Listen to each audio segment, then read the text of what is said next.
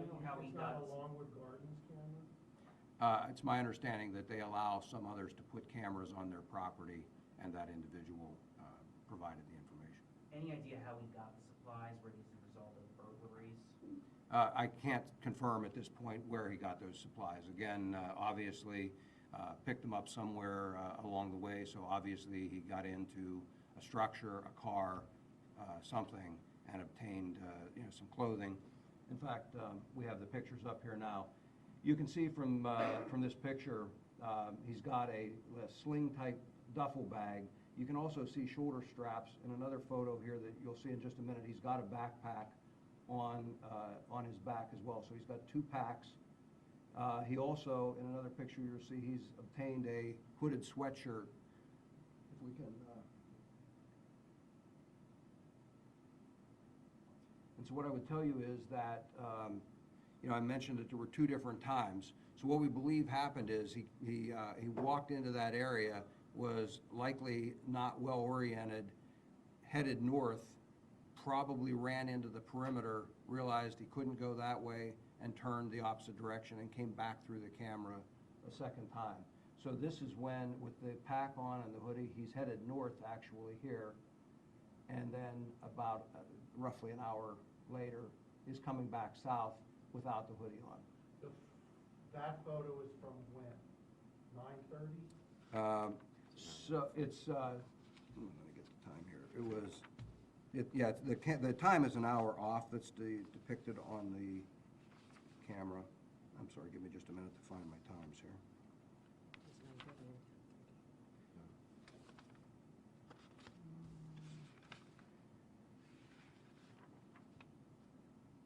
I'll get that for you here in just a minute. But it was about an hour apart. It was roughly 8:20 and 9:30. We've heard 10:30 for the shirt off. I understand that. Again, the time stamp on the photo should be the time stamp is an hour off. It's actually 9:30, and the other one was 8:30 or thereabouts. 9:33 is the one. 8:21 was the first one. So he's headed north at 8:21.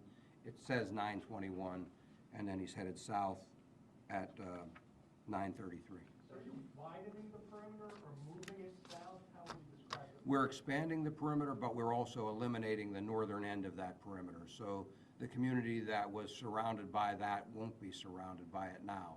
So if you went to the southern end of what we had established previously as a perimeter and go south from there, down and across Baltimore Pike, that would be the current area. Is it making a mistake then, or is this just another successful attempt of him evading authorities at this point?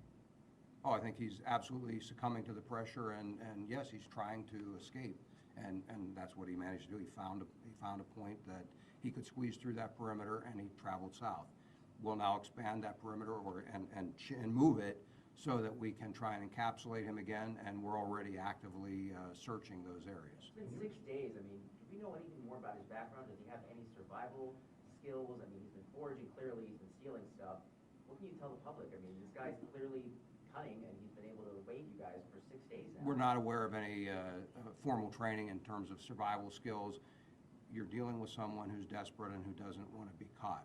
And so if he can find something, some clothing, if he can find some shelter, if he can find some food, he is going to take advantage of whatever he finds. And that's why, again, we pressure him to not allow him the luxury of rest. And then we're asking the public to help us by making sure things are secure so that we can minimize his opportunities to obtain those things that he doesn't otherwise have. He doesn't have, to our knowledge, he doesn't have caches out there or any supplies that he can go to and obtain, as we've seen in some other searches we've done. That's not the case here.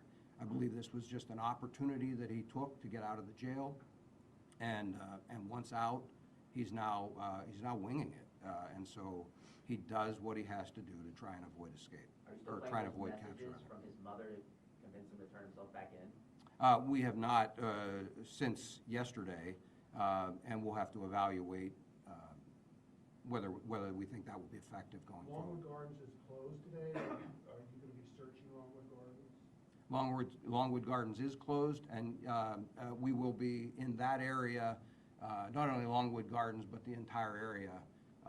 We will be pushing through. He could walk to Delaware today if he was able to walk that far. Are you coordinating with officials in Delaware? We are. State Police? And does that change anything if he crosses the state line into Delaware?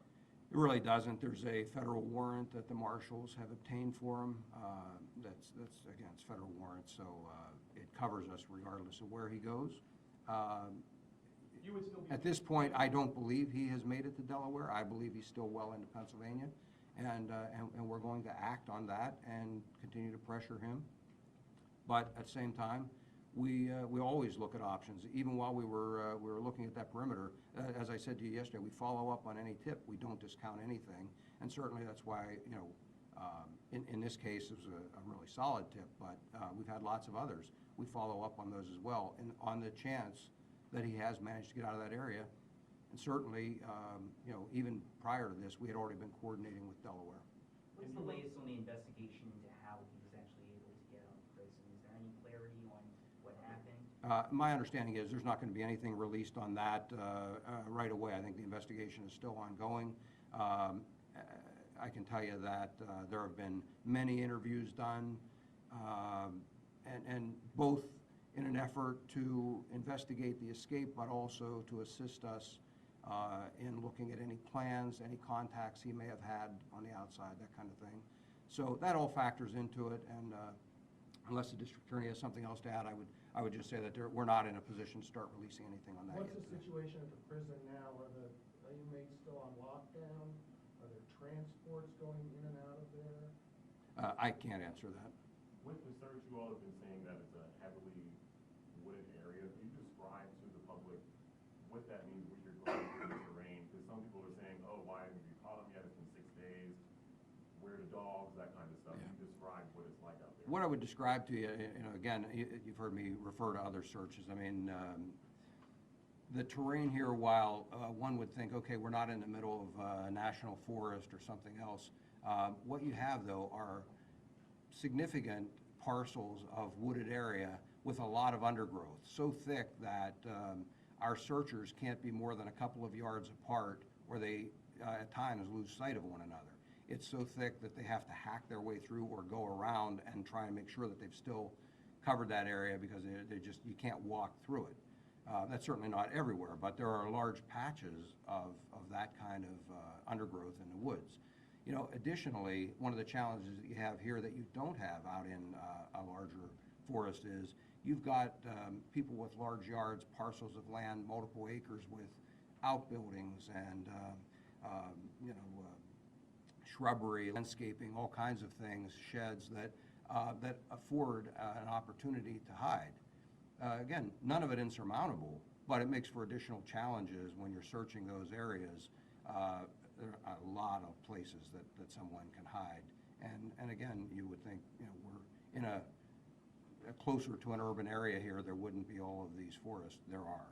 And What's the long-term game plan here? I mean, it's been 6 days. If this goes into a 7th, 8th, goes into next week or a month, I mean, are you going to start scaling down resources or just keep throwing? the long-term game plan is, as long as we believe we're being effective, and I do believe, we will continue with this search. We will continue a hard search, and we'll capture them. We've had searches that have gone well in excess of a month. We've kept the pressure on. He's a bad guy. He needs to be in custody, and we're determined to capture him. So as long as we have the ability to identify areas that are suitable for us to be searching, we will continue to do that. And again, I'm confident that in the long run, he will be captured. You mentioned the hooded sweatshirt. What's the current description? Do you have a clothing description or any? I don't have a color or anything on that sweatshirt yet at this point. We're still analyzing some things. One of the challenges is with a picture like this, it's you know, night vision or infrared, and so colors don't translate easily. We're having some people take a look at it and see if we can make a determination from it, but I don't have a color or anything to provide you at this point. How did it come about that state police started leading the investigation, and moving forward, could that potentially change if this goes no longer? Well, as I said, that was a decision that was made in conjunction with the district attorney's office. We looked at where that search area had expanded to, the types of resources and things that needed to be brought in. And so we've done these, and it seemed to be a natural progression. And again, nothing changed in terms of our working relationship. We've worked well with the DA's office. that continues. They're an integral part of this, this investigation, and I anticipate that state police will continue in the lead. You know, again, we'll have to assess that, but we've got our federal partners in here as well, and we're already coordinating with adjacent states. So, I mean, I think we're doing everything we can to ensure that we contain him as best we can until we capture him, and to have a contingency in place should he squeeze through again. Did you guys do a push inward yesterday from the perimeter? And is that a Yes. technique to kind of push inward? There was a push that was done because of an additional sighting. We were pushing through there anyway in different parts of the perimeter. But there was specifically a push that was done in response to a sighting from within the perimeter, and that continued on for several hours last evening and you know, well into the evening. Slow walk, just everyone's moving towards the center to close the perimeter to make it smaller? No, the perimeter stays intact, and we move additional people inside there, typically tactical team members, and we utilize them to come to push through and push toward the perimeter. Just to clarify, so the FBI and Customs have just now joined, or have they been part of this to begin with? And to clarify, are all schools in the area closed then? The FBI and Customs have been part of this from the standpoint that we have been working with them on some analysis and planning some other resources. They are sending some tactical teams and some equipment to join the search effective today. And I'm sorry, the other question was about the schools? Yeah, are they all closed or just? No, those two districts that I just the two mentioned. districts? Okay. What's the number of personnel on the ground? You know, I couldn't give you a firm count. I would have to estimate 200 or 250. It may be a little higher. And keep in mind, that's at any point in time. This is a 24-hour operation, so we're cycling people in and out. Do you have any idea how many calls, how many tips you all have received? Is it in the hundreds, dozens? Probably somewhere in excess of 100. You mentioned the new search area is a little bit more open than remote and previous. Does this change any search methods going forward? It doesn't change the methods. It changes the effectiveness of some of the technology. Some of it obviously is we're better served by it in some of the more open areas, but it really doesn't change the fact that our path forward here is to keep pressure on him and to search those areas, whether using technology, whether physically searching it, sweeping through. Even in the more open areas, there you still have, again, a lot of places to hide. Homes, businesses, you know, outbuildings, and on, that all present an opportunity for him and a challenge for us. But again, I'm confident that he will slip up. He did here. He walked into a trail cam, didn't know it. He'll slip up. We're making him move, and that's a good thing. So you said one additional sighting yesterday. Does that mean it's 5 credible sightings now? Yes, plus the trail cam. Okay. So the 5th would have been within the perimeter, and then now the trail cam just to the south of that old perimeter. Excuse me. What do you say to the community now with these credible sightings? People out there, you know, posting on social media, they're afraid. What do you say to them to make them feel reassured in your efforts to find him? I do understand and empathize with their concern. As a parent, you know, I would be concerned for my children's safety, grandchildren's safety as well. So I understand that. What I would tell them is, again, we're asking them to be alert, to just take, I don't know that there's such a thing as ordinary precautions, but use some common sense.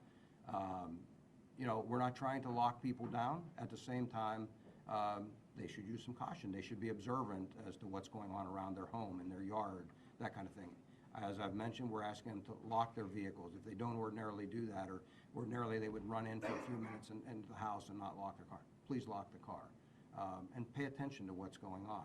Pay attention to your neighbors. Anything that's unusual there, in the event they're not home, perhaps you know, we can get a call and end this quicker. But really, it's vigilance that we're looking for from people right now. He's clearly in escape mode, but he's desperate. So his history is that he's a dangerous individual, and I know that sounds contradictory. Well, he's dangerous, and I'm not saying locked down. If we identify that he's in a very specific area, my recommendation then would be stay in your homes. And we will message the people if we truly have him locked down into a very small area. Much like we used reverse 911 this morning, we have the ability to do that. We can use the Chesco alerts. We'll get word to people if we need them to take more decisive action. For right now, again, being alert and talking to us. Check your security cameras. Provide us any information that you think might be helpful. So the people in Kennett Square around Longwood Gardens, they're still encouraged, like you said, to remain vigilant but not to lock down? Correct. Again, I would be, if I were staying home and my home was in there, even while I was in the house, I would have my doors locked. But I wouldn't feel like I was a prisoner in my home. If I need to go to the store, I'm going to go out, get in my car, and go to the store. That's what I mean, I guess, when I say take some precautions, but at the same time, we're not asking people to stay as prisoners in their own homes. Just really quickly, I know there initially there was concerns that he had some contacts or family in the Phoenixville area. They've been consulted. Is there any dialogue there? Any chance he's been in contact with any of those relatives? At this point, any interviews or anything else that we would have done will remain confidential at this point. I wouldn't want to disclose. But rest assured that any family, friends, associates, contacts even from jail, we have run all of those things out, and we continue to run those out, looking for anything that might be helpful.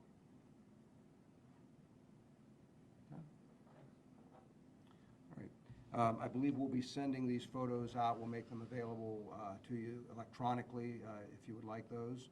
And I thank you for your time, and I thank you for your assistance getting this word out to the public.